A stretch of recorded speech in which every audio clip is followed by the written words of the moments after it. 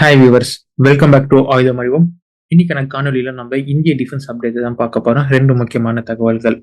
ஒண்ணு, நம்ம எல்லாருக்குமே தேஜஸ் மார்க் 1A அப்படின்னா என்னன்னு தெரியும். ஆனா இப்போ புதுசா பேசப்படுவது தேஜஸ் மார்க் 1B. தேஜஸ் மார்க் 1B அப்படிங்கிறது என்ன அப்படிங்கறத இன்னைக்கான காணொலியில முதல் செய்தியா நம்ம பார்க்க போறோம். ரெண்டாவது செய்தி, இதுதான் ரொம்ப முக்கியத்துவம் கொடுத்து பேச வேண்டிய செய்தியா இருக்கு. தேஜஸ் மார்க் 1A அப்படிங்கிற 2 போர் விமானங்கள் இன்ஜினோட ரெடியா நம்ம கிட்ட இருக்கு. ஆனா இதை இன்னும் இந்திய விமானப்படையில நம்ம இன்ஜெக்ட் பண்ணல.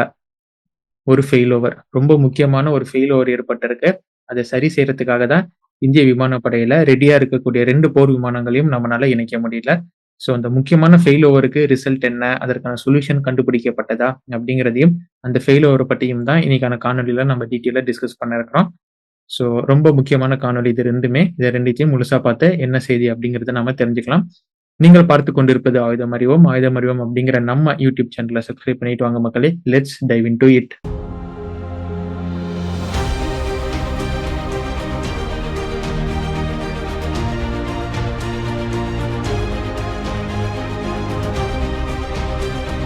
நம்ம எல்லாருக்குமே LCA தேஜஸ் மார்க் 1 அப்படிங்கிற போர் விமானம் தெரியும். இந்திய விமானப்படையில இணைக்கப்பட்டு பயன்படுத்திட்டு இருக்கக்கூடிய இந்தியாவின் உள்நாட்டு போர் விமானம். நம்ம சூலூர் பேஸ்ல கூட இந்த போர் விமானம் தான் இருக்கு. இந்த போர் விமானத்தின் இண்டக்ஷன் மற்றும் பர்ஃபார்மன்ஸை தொடர்ந்து நம்ம 2 ப்ரோக்ராமுக்கு அடுத்த கட்டமா நகர்ந்தோம். அதுதான் LCA தேஜஸ் மார்க் 1A, தேஜஸ் மார்க் 2 அப்படிங்கிற 2 ப்ரோக்ராம். இதற்கு நடுவில் எங்க இருந்து தேஜஸ் மார்க் 1B அப்படின்னு வந்துச்சுன்னு கேட்டீங்கன்னா, இந்திய விமானப்படையின் தேவைக்காக 83 தேஜஸ் மார்க் 1A போர் விமானங்கள் வேணும் அப்படிங்கிற ரெக்வஸ்ட்டை நம்ம ஹால் நிறுவனத்திடம் கொடுத்தோம். ஸோ இதுதான் ஃபர்ஸ்ட் பேட்ச் அப்படின்னு நம்ம எடுத்துக்கலாம். இந்த போர் விமானத்தை தான் இப்போ இவங்க உருவாக்கிட்டு இருக்கிறாங்க. இதுலதான் 2 போர் விமானங்கள் ரெடியா நம்ம கிட்ட இருக்கு இன்ஜினோட. பட் இந்த ஃபர்ஸ்ட் பேட்சுக்கு அடுத்தது 97 போர் விமானங்களுக்கான பேச்சுவார்த்தைகள் மற்றும் அதற்கான ஃபண்டிங் அலோகேட் செய்யப்பட்டிருக்கு. ஒன்ஸ் இந்த ஃபர்ஸ்ட் பேட்ச்ல இருந்து கொடுக்க வேண்டிய 2 போர் விமானங்களை ஹால் நிறுவனம் வெற்றிகரமா இந்திய விமானப்படைக்கு கொடுத்தாங்கன்னா, இந்த செகண்ட் பேட்ச் 97 போர் விமானங்களுக்கான ஆர்டர் ஹால் நிறுவனமுடன் இந்தியா கையெழுத்து போடுவாங்க. இந்த second batch of Tejas mark 1A அப்படிங்கிறது தான் நமக்கு தேஜஸ் மார்க் 1B கிடைக்க இருக்கு. அது எப்படி இது தேஜஸ் மார்க் 1B கிடைக்கும் அப்படிங்கிற கேள்விக்கு நம்ம போகலாம். நம்ம அன்றாட வாழ்க்கையில பயன்படுத்திட்டு இருக்கிறது ஒரு மொபைல் ஆப்பை நம்ம எடுத்துக்கலாமே.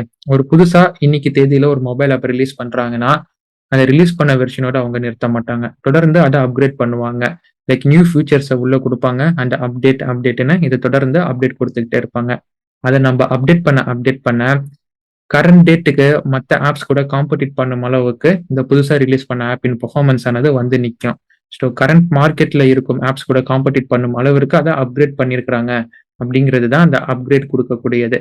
So enhancing the features. இதே தான் இப்போ இந்த போர் விமானத்திற்கும் அப்ளை ஆக போகுது. இந்த தேஜஸ் மார்க் 1 அப்படிங்கிற போர் விமானமும் இந்த ஃபர்ஸ்ட் பேட்ச்ல இருந்து செகண்ட் பேட்சுக்கு நகரும் போது மிகப்பெரிய ஃபியூச்சரல் அப்கிரேட்ஸ் இதுல இருக்க போகுது. இந்த ஃபியூச்சரல் அப்கிரேட்ஸ் கொண்ட போர் விமானத்தை தான் நம்ம தேஜஸ் மார்க் 1B அப்படின்னு நம்ம கூப்பிடுறோம். இந்த தேஜஸ் மார்க் 1Aக்கும் மார்க் 1Bக்கும் உள்ள வித்தியாசங்கள் என்ன ஃபியூச்சர்ஸ் இவங்க ஆட் பண்றாங்க அப்படின்னு பார்த்தோம்னா, இப்ப முதற்கட்டமா நமக்கு கொடுக்கப்பட இருக்கக்கூடிய 83 தேஜஸ் மார்க் 1Aல பயன்படுத்தப்படும் ரேடார், இஸ்ரேலின் ரேடார் நாம பயன்படுத்திட்டு இருக்கிறோம்.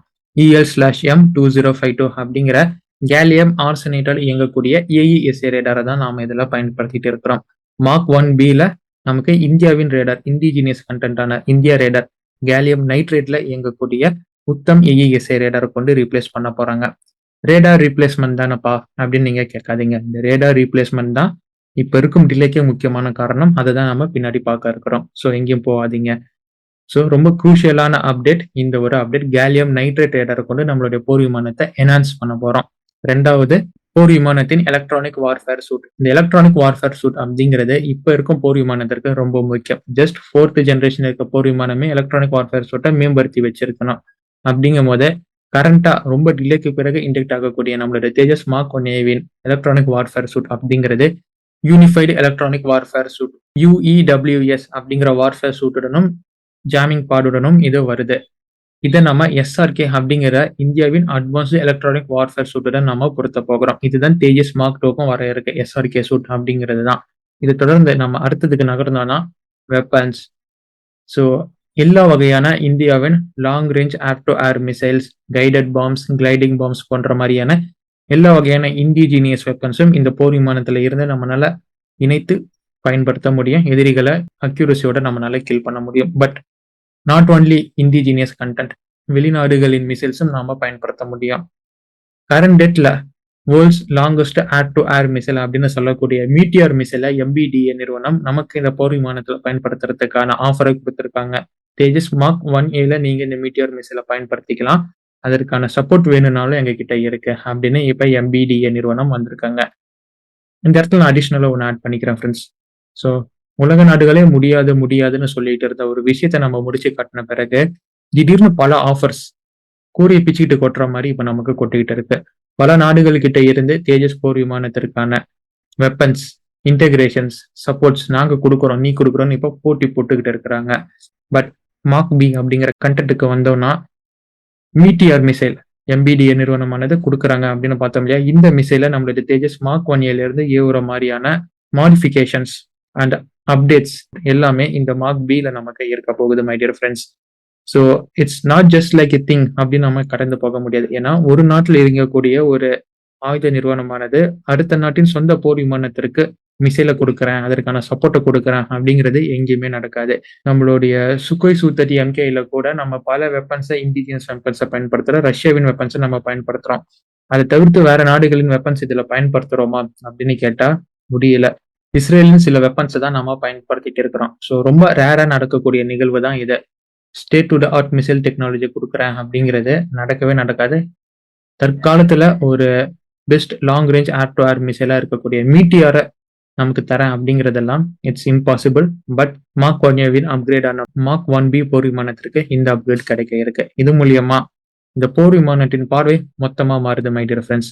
ஜஸ்ட் வெப்பன்ஸை நம்ம மாத்துறோம் அப்படிங்கிறதே இந்த போர் விமானத்தின் லித்தாலிட்டியா அப்படியே 2x மாத்துது, அதாவது அடுத்த லெவலுக்கு கொண்டு போகுது. ஸோ இந்த அப்டேட்ஸை கொண்டது தான் தேஜஸ் மார்க் 1B அப்படின்னு அழைக்கப்படுது. இந்த அப்டேட்ஸ் எல்லாமே செகண்ட் பேட்ச் ஆஃப், அதாவது 97 போர் விமானங்களுக்கு ஆர்டர் கொடுக்கப்பட்டிருக்குன்னு சொல்றாங்க இல்லையா, அந்த போர் விமானத்துல இந்த ஃபியூச்சர்ஸ் எல்லாமே இருக்கும். இப்ப 83 போர் விமானங்கள் கதைக்கு வந்தனுவீங்களா, இதோடைய மிட் ஃபேஸ் சர்வீஸ்ல இதையும் நம்ம தேஜஸ் மார்க் 1B நம்ம மாத்துவோம். 2030 வாக்கில் நியூ நார்மலா தேஜஸ் மார்க் 1A அப்படின்னாவே தேஜஸ் மார்க் 1B தான் இருக்க போகுது. ஸோ தேஜஸ் மார்க் 1B தான் இனிமேல் வருங்காலத்துல தேஜஸ் மார்க் 1A இருக்க போகுது. ஸோ இதுதான் தேஜஸ் மார்க் 1Bக்கான அப்டேட். பட் என்னால அடிச்சு சொல்ல முடியும், வேரியன்ட் ஆனது மார்க் 1B அப்படின்னு சொல்லக்கூடிய புதிய தேஜஸ் மார்க் 1A ஆனது எக்ஸ்போர்ட்ல ஒரு பெரிய கலக்க போகுது மை டியர் ஃப்ரெண்ட்ஸ். நம்ம கிட்ட 2 தேஜஸ் மார்க் 1A போர் விமானமானது இன்ஜின் ஃபிட் செய்யப்பட்ட ரெடியா இண்டக்ஷனுக்கு இருக்கு. இது போக 3வது இன்ஜினும் நமக்கு கிடைச்சிருக்கு. அதுவும் அண்டர் இன்டெகிரேஷன் ஆஃப் இன்ஜின் அப்படிங்கிற ஸ்டெப்ல இருந்துகிட்டு இருக்கு. ஆனா ரெடியான முதல் 2 போர் விமானங்களை இன்னும் இந்திய விமானப்படையிடம் ஒப்படைக்கப்படல. நீ எனக்கு 2 விமானத்தை கொடுத்தினா உனக்கு அடுத்த 97 போர் விமானத்திற்கான ஆர்டரை காசை நான் சைன் போட்டு கொடுக்குறேன்னு இந்தியா இருக்கிறாங்க. பட் இவங்க கொடுக்கல. ஏன் கொடுக்கல அப்படின்னு கேட்டோம்னா அங்கதான் முக்கியமான ஒரு ஃபெயில் ஓவர் நடந்திருக்கு my dear friends. Weapon firing டெஸ்ட்ல தேஜஸ் மார்க் 1A போர் விமானமானது இந்தியாவின் உள்நாட்டு தயாரிப்பான அஸ்த்ரா அப்படிங்கிற beyond visual range air to air missile Astra mark 1 வேரியன்ட்டையே அதனால ஒழுங்கா ஃபயர் பண்ணி அதை இலக்கா அடைய முடியல அப்படிங்கறதான் அந்த ஃபெயில் ஓவர். ஒரு போர் விமானம் அப்படிங்கிறதுல ஒரு கண்ணு அதோடைய ஸ்டெல்த், அதோடைய டிசைன் அப்படின்னா இன்னொரு கண்ணு அதோடைய வெப்பன் இன்டெகிரேஷன். வித்தவுட் வெப்பன் அந்த போர் விமானம் அப்படிங்கிறது ஒரு ரெக்கானிசன்ஸ் ஏர்கிராஃப்டா மட்டுமே செயல்படும் தவிர அது ஒரு கம்ப்ளீட் ஃபைட்டர் ஏர்கிராஃப்டா செயல்படாது. ஸோ வெப்பன்ஸ் அப்படிங்கிறது அந்த போர் விமானத்தின் லித்தாலிட்டியை டிஃபைன் பண்ணக்கூடியது. அண்ட் அந்த லித்தாலிட்டி கேள்விக்குறி ஆகுது அப்படின்னா அது மிகப்பெரிய கன்சர்னா இல்லையா? அதுதான் இந்த இடத்துல நடந்திருக்கு. இந்த ஃபெயிலோரை நம்ம அப்படியே கடந்து போக முடியாது. ஒரு இண்டிஜினியஸ் போர் விமானம் இண்டிஜினியஸ் மிசைலே ஒழுங்கா ஏவல அப்படிங்கிறது மிகப்பெரிய செய்தி மை டியர் ஃப்ரெண்ட்ஸ், மிகப்பெரிய ஃபெயில் ஓவர் இந்த இடத்துல. இந்த ஃபெயில் ஓவர் அப்படிங்கிறது ஏதோ நான் பட்டனை அழுத்தினேன் ஆனா மிசைல் எங்கேஜ் போகல அப்படிங்கிற மாதிரி நம்மளால சொல்ல முடியாது. இன்டெகிரேட் பண்ணக்கூடிய இடத்துல ஏதோ ஒரு ஃபெயில் ஓவர் நடந்திருக்கு, இல்ல ஹார்ட்வேர் ரீதியான ஃபெயில் ஓவர் நடந்திருக்கு அப்படின்னும் நம்மளால சொல்ல முடியாது. ஃபயரிங் டெஸ்டிங் அப்ப பைலட் மிசைல ஏவுறதுக்கான பட்டனை பிரஸ் பண்ணிருக்காரு, மிசைலும் டிட்டச் ஆகி தன்னோட இலக்கை நோக்கி பயணிச்சிருக்கு. ஸோ மிட் ஃபேஸ்ல தன்னோட இலக்கு என்ன அப்படிங்கறத அந்த மிசைல் ஆனது தவற விட்டுருக்கு. விச் ஸ்டேட்ஸ் தட் மிசைலுக்குள்ள இருக்கக்கூடிய கைடன்ஸ் சிஸ்டமுக்கும் போர் விமானத்துல இருக்கக்கூடிய ரேடாருக்கும் உள்ள அந்த கம்யூனிகேஷன் அப்படிங்கறதுல ஒரு சின்ன இடையூறு ஏற்பட்டிருக்கு. அந்த இடத்துல ஒரு கம்யூனிகேஷன் ஃபெயில் ஓவர் நடந்திருக்கு. இதுதான் இந்த ஒரு ஃபெயில் ஓவருக்கான காரணமே. அதாவது மிட் ஃபேஸ்ல மிசைல் தன்னோட இலக்கு என்ன அப்படிங்கிறத இழந்திருக்கான காரணம் இதுவா தான் இருக்கும். இதுதான் ஹால் சேர்மனும் ஃபெயில் ஓவர் அப்ப சொல்லியிருப்பாரு, சாஃப்ட்வேர் கிளிச் ஏற்பட்டிருக்கு அப்படின்னு. பட் சாஃப்ட்வேர் கிளிச்சுங்கிறது கடந்து போகக்கூடிய வார்த்தை. அதற்கு பின்னாடி இவ்வளவு பெரிய விஷயம் நடந்திருக்கு. நம்மளோட தேஜஸ் மார்க் 1 அப்படிங்கிற போர் விமானத்துல ஆல்ரெடி பார்த்த மாதிரி தான் இஸ்ரேலின் EL/M2052 அப்படிங்கிற ரேடார் தான் நம்ம பயன்படுத்திட்டு இருக்கிறோம். இது ஒரு கேலியம் ஆர்சனைடால் இயங்கக்கூடிய AES ரேடார். இந்த ரேடார்ல எந்த இஷ்யூவும் இல்ல. மோர் தென் 70% இண்டிஜினியஸ் கண்டென்ட் உள்ள இண்டிஜினியஸ் போர் விமானத்துல கம்ப்ளீட்டா ஒரு சிஸ்டம் நம்ம ஃபாரின் காம்போனண்டா உள்ள இறக்கணும்னா அதை இந்த இண்டிஜினியஸ் கண்டென்ட்டோட கம்யூனிகேட் பண்ண வைக்கிறதே, ஸ்மூத்தா இன்டெகிரேட் பண்றது அப்படிங்கிறது எந்த அளவுக்கு கஷ்டம் அப்படிங்கிறது தான் இந்த ஃபெயிலியர் ஆனது நமக்கு காமிச்சிருக்கு. என்கிட்ட இருக்கிறது ஃப்ளை பை ஒயர்ல இருந்து என்கிட்ட இருக்கிறது எல்லாமே இந்தியாவின் கண்டென்ட். பட் ரேடார் அப்படிங்கிறது மட்டும் கம்ப்ளீட்டா இந்த செட்டப் ஆனது இஸ்ரேல் கிட்ட இருந்து வருதுன்னா இந்த ரெண்டுத்திற்கும் நடக்கக்கூடிய கம்யூனிகேஷன் அப்படிங்கிறது ஃபெயில் ஓவர் ஆகும். அதுவும் இல்லாம போர் விமானமும் இந்தியாவது, மிசைலும் இந்தியாவது அப்படின்னாலுமே மூணாவதா இருக்கக்கூடிய அந்த ரேடார் அப்படிங்கிறது ஃபெயில் ஓவர் ஆகுது.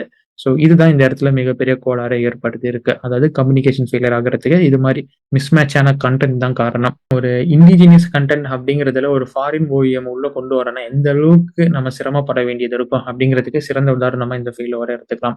பட் சமீபத்துல செப்டம்பர் மாசத்துல நடத்தப்பட்ட சோதனையில அஸ்த்ரா மார்க் 1 அப்படிங்கிற மிசைல் வெற்றிகரமா தன்னோட இலக்கை அடைஞ்சிருக்கு. எந்த இடத்துலயும் சாஃப்ட்வேர் கிளிச் ஏற்படல. நம்மளுடைய ASRAM, அதாவது short range air to air மிசைலையும் நம்ம இதுல சோதிச்சு பார்த்துருக்கிறோம். அண்ட் ஹேமர் மிசைல் ஒரு கிளைடிங் பாம், இதையும் நம்ம பயன்படுத்தி சோதனையை செஞ்சிருக்கிறோம். அண்ட் இதுலயும் எந்த பிரச்சனையும் இல்லை. அண்ட் ஃபோர்த் சா வெப்பன்ஸ், இதையும் நம்ம பயன்படுத்தி இருக்கிறோம். இதுவும் எந்த பிரச்சனையும் இல்லாம எல்லாமே தன்னோட டார்கெட்டை அக்யூரஸியா எந்த இடத்துக்கும் ஒரு கிளிச் ஏற்படாம கம்யூனிகேஷன் லேக் ஆகாம தன்னோட இலக்கை அடிச்சிருக்கு. ஸோ ரேடார் கிட்ட இருந்து வர input up to data and mid phase, terminal phase and initial phase அப்படின்னு எந்த ஃபேஸ்லயுமே எங்கேயுமே தடைப்படாம அந்த இலக்கு அளிக்கிறதுக்கு முழுமையா உதவி இருக்கு. And there is no any connection issue. இந்த கிளிச்சுக்கான சொல்யூஷன் என்ன அப்படிங்கிறத ஆள் நிறுவனம் சரி செஞ்சிருக்கிறாங்க. இப்ப ஒரு சில சர்டிபிகேஷன், அதாவது ஃபயரிங் சர்டிபிகேஷனுக்காக வெயிட் செய்யப்பட்டுகிட்டு இருக்கு. ஒன்ஸ் இந்த சர்டிபிகேஷன் முடிஞ்ச பிறகு நம்மளுடைய IAFல இருந்து சில ஆளுங்க இந்த போர் விமானத்தை ரிகரஸா டெஸ்ட் பண்ணுவாங்க. அந்த ரிகரஸ் டெஸ்ட்ல சில அப்கிரேட்ஸ் அண்ட் மாடிஃபிகேஷனுக்கான இன்புட்ஸும் தரப்படும். மார்க் 1B அப்படிங்கிற செகண்ட் பேட்ச்ல பண்ணப்படும். அண்ட் இந்த போர் விமானம் இந்தியாவில் இணைக்கப்படும். ஜஸ்ட் இப்ப ஒரு சில சர்டிபிகேஷன் நமக்கு இப்ப பெண்டிங்ல இருக்கு. அந்த சர்டிபிகேஷன் மட்டும் இந்த போர் விமானமானது இந்தியாவின் விமானப்படையில் இணைக்கப்படும்.